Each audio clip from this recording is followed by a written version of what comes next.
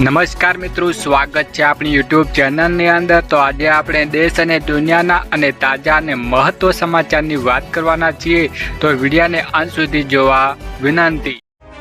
સૌપ્રથમ સમાચારની વાત કરીએ કે ગુજરાતમાં વરસાદનું ભૂકા કાઢશે। ગુજરાતમાં ચોમાસું ફરી એકવાર સક્રિય થવા જઈ રહ્યું છે। હવામાન વિભાગે આજથી રાજ્યમાં ભારે વરસાદની આગાહી કરી છે, જેમાં દક્ષિણ અને ઉત્તર ગુજરાતમાં જિલ્લાઓમાં ધોધમાર વરસાદ શક્યતા છે।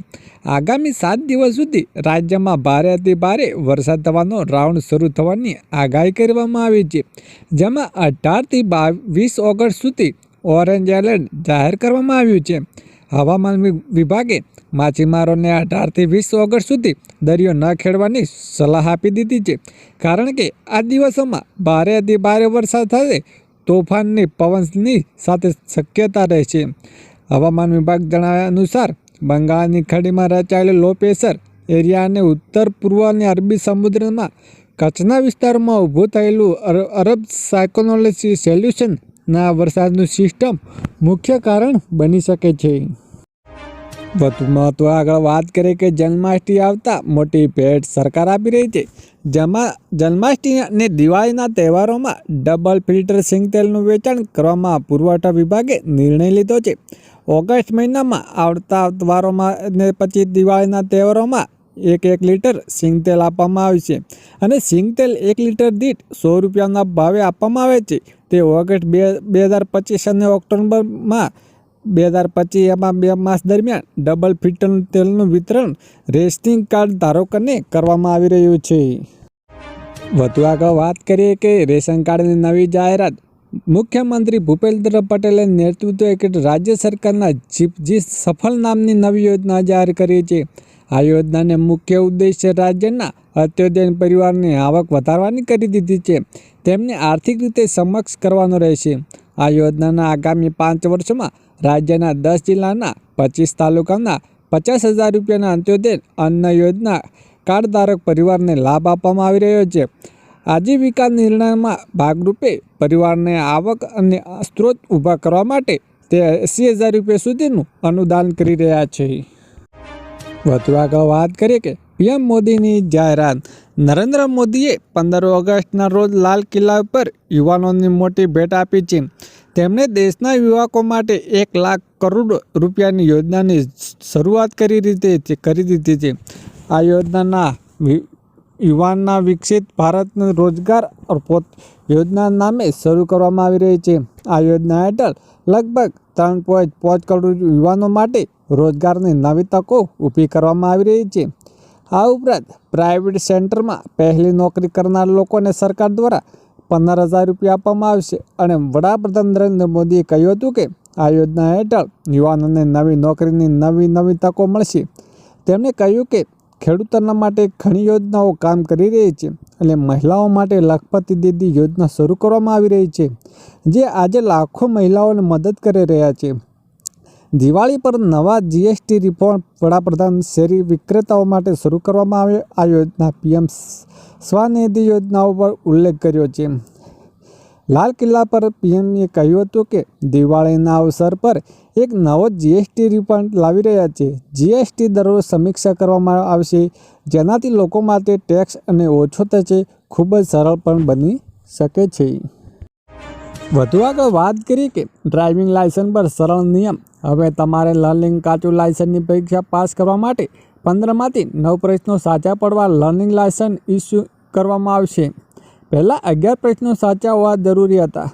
વાહન ચલાવવા માટે લર્નિંગ લાયસન્સ ઘરે બેઠા મળી જશે, અને લર્નિંગ લાયસન્સ માટેની પરીક્ષા ઘરે બેઠા ઓનલાઈન પણ આપી શકાશે। ઘર કે ઓફિસના કોમ્પ્યુટર કે લેપટોપમાં વેબસાઇટના કેમેરા ઇન્ટરનેટ દ્વારા ટેસ્ટ આપી શકાય છે। આરટીઓમાં પણ ટેસ્ટનો ઓપ્શન અવેલેબલ રહેશે। વધુ આગળ મહત્વની વાત કરીએ કે ખુશ ખબર, મોંઘવારી માટે રાહત।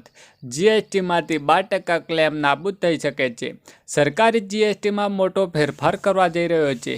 પ્રધાનમંત્રી કાર્યાલયમાં જીએસટી માટે મોટો ફેરફારના સિદ્ધાંતની મંજૂરી આપી દીધી છે। સૂત્રોનું માનીએ કે જીએસટી અમલીકરણ માટે 8 વર્ષ પછી આ પહેલો મોટો ફેરફાર છે। ઓગસ્ટમાં સંસદમાં ચોમાસા સત્ર પછી યોજનારમાં જીએસટી કાઉન્સિલિંગ બેઠકમાં આ અંગે પ્રસ્તાવ રજૂ કરી શકાય છે. જીએસટી કાઉન્સિલિંગ સૌથી મોટી સંસ્થા છે કે પરોક્ષ કર પર નિર્ણય લે છે. નાણાં મંત્રાલય રાજ્યો સાથે વાત કરીને આ સુધારાને આગળ વધારવા માટે સહસંમતિ બનાવવાનો પ્રયાસ કરે છે. મંત્રાલય આ પ્રસ્તાવ પર સંબંધિત વિભાગો સાથે વાતચીત શરૂ કરે છે. વધુ આગળ મહત્વની વાત કરીએ કે ગુજરાતમાં પીએમ સૂર્યઘર મુફ્ત વીજળી યોજના. ગુજરાત સરકાર દ્વારા રહેણાંક ગ્રાહકોમાં છત પર સોલાર સ્થાપનનો પ્રોત્સાહન આપીને વીજળીના બિલમાં ઘટાડો કરવાનો અને પર્યાવરણની સ્થિતિને પ્રોત્સાહન આપવા માટે પીએમ સૂર્યઘર મફત વીજળી યોજના અમલ મૂકવામાં આવી છે. જે અંતર્ગત નાણાકીય વર્ષ 2026 અને 27 સુધીમાં 10 લાખ ઘરોમાં છત પર સોલાર પ્લાન્ટની સ્થાપિત કરવાનો મહત્વાકાંક્ષી લક્ષ્યાંક રાખવામાં આવ્યો છે.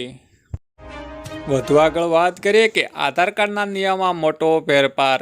નવા નિયમો અનુસાર હવે કોઈપણ નવા આધાર કાર્ડ માટે અરજી કરવા પહેલાં અરજદારોને વિશે ચકાસણી કરવા આરટીઆઈએ સ્પષ્ટ કર્યું છે. હવે દરેક નવા આધાર કાર્ડની નોંધણી પહેલાં તે સુનિશ્ચિત કરવામાં આવે છે સંબંધિત વ્યક્તિના નામે કોઈ આધાર નંબર નથી. જો તો કોઈ વ્યક્તિ પાસે પહેલેથી જ આધાર કાર્ડ છે અને નવા આધાર કાર્ડ લાગુ કરે તો તેની બાયોમેટ્રિક અન્ય વિભાગોમાં ઉપયોગ કરીને તે ઓળખ પુષ્ટિ કરવામાં આવશે. આ પગલું લેવામાં આવ્યું છે કે જે કોઈપણ વ્યક્તિ એક કરતાં વધારે આધાર કાર્ડ આપી શકે છે નહીં. અગાઉ ઘણા કિસ્સાઓ બન્યા છે કે જ્યાં એક જ વ્યક્તિ એક જ ઘરમાં વધારે આર્ટ્સ હતા. વધુ આગળ વાત કરીએ કે રેશન કાર્ડ મોટો ફેરફાર. રાશનના નિયમો રજૂ કરવામાં પ્રસ્તાવ મૂક્યો છે. Digital ration card. હવે રેશન કાર્ડ ડિજિટલમાં જ થઈ જશે, જેનાથી રાશન વિતરણમાં પારદર્શિતા વધશે. એક દેશ એક રેશન કાર્ડ. સ્થળાંતરિત કામદારોને ધ્યાનમાં રાખીને આ યોજનાને હેઠળ દરેક દેશના કોઈપણ ભાગમાંથી રેશન મેળવી શકાશે.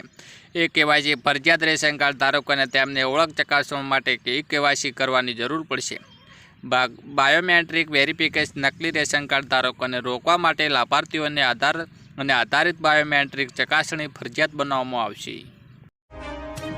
વધુ આગળ વાત કરીએ કે ખેડૂતો માટે 15 મે સુધી નવીન ખેડૂત પોર્ટલ ખુલ્લું મુકાશે.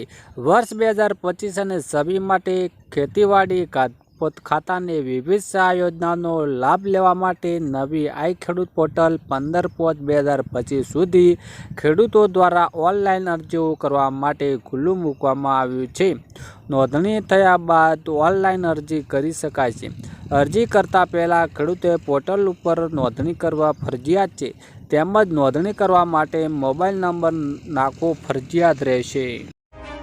વધુ આગળ વાત કરીએ કે આધાર કાર્ડ હવે સરળ કામ. છેલ્લા 10 વર્ષમાં બેંકોએ 12 લાખ કરોડ રૂપિયાનો નિયમ ઉદ્યોગપતિએ લોન માફ કરી છે, જ્યારે છેલ્લા 5 વર્ષમાં લોન માફી રકમની પૈસા અડધાથી વધારે રકમ સરકારે બેંકો કરી છે.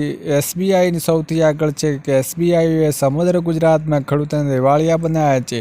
જીટીએસને આ 5 વર્ષમાં લગભગ 1.5 લાખ કરોડ રૂપિયાનું લોન માફ કરી દીધું છે. બીજી નંબરે પંજાબ નેશનલ બેંક ખેડૂતોની લોન માફ કેમ નહીં કરતી. વધુ વાત કરીએ કે રાજ્યના ખેડૂતોના હિતના સરકારનો ઐતિહાસિક નિર્ણય. ગુજરાતના ખેડૂતોને પડતી મુશ્કેલીઓને અને તેમની માગણીઓને ધ્યાને લઈને રાજ્ય સરકારે ખેડૂતોની ખેતી વિષય વીજળી જોડાવા વધુ સરળતાથી પૂરા પાડવાની ઉર્જા મંત્રી શ્રી કનુ દેસાઈને ખેડૂતોના હિતમાં વધુ એક મહત્વનો નિર્ણય લીધો છે. તે 7/12ના ઉતારામાં 1 કરતાં વધારે સડામીટ નામનો હોય તો દરેક સડામીટને સર્વે નંબર, જમીનના ક્ષેત્રને ધ્યાને લીધા વગર જ વીજ જોડાણ આપવાનું રહેશે. વધુ આગળ વાત કરીએ કે ખેડૂતોને પાક ધિરાણ લોન માફ.